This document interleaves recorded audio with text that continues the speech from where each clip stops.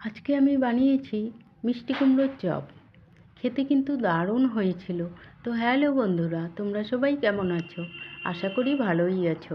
আমিও ভালোই আছি। তো প্রথমে আমি একটা বাটি নিয়ে নিলাম।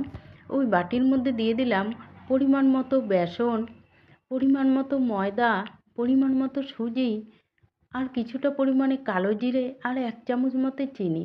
তারপর এর মধ্যে দিয়ে দিলাম লঙ্কার গুঁড়ো, হলুদ গুঁড়ো আর পরিমাণ মতো নুন দিয়ে এগুলোর মধ্যে জল দিয়ে হাতের সাহায্যে খুব ভালোভাবে মেখে একটা ব্যাটার তৈরি করে নিয়েছি।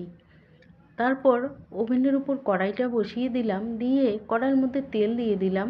তেলটা গরম হয়ে এলে আমি মিষ্টি কুমড়োগুলোকে আগে থেকে কেটে রেখেছিলাম, মিষ্টি কুমড়োগুলোকে ব্যাটারের মধ্যে ডুবিয়ে একে একে সবগুলোকেই কড়াইয়ের মধ্যে দিয়ে দিলাম।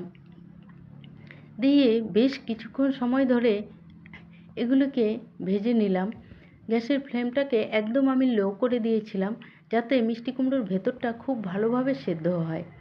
তারপর এক পাশ হয়ে গেলে এগুলোকে উল্টে দিলাম, দিয়ে আবার বেশ কিছুক্ষণ সময় ধরে ভেজে নিয়েছি। তারপর এগুলোকে নামিয়ে নিলাম।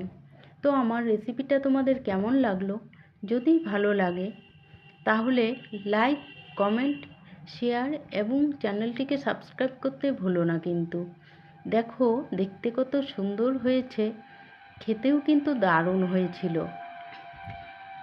তো পরের দিন দেখা হবে অন্য কোনো ভিডিও নিয়ে।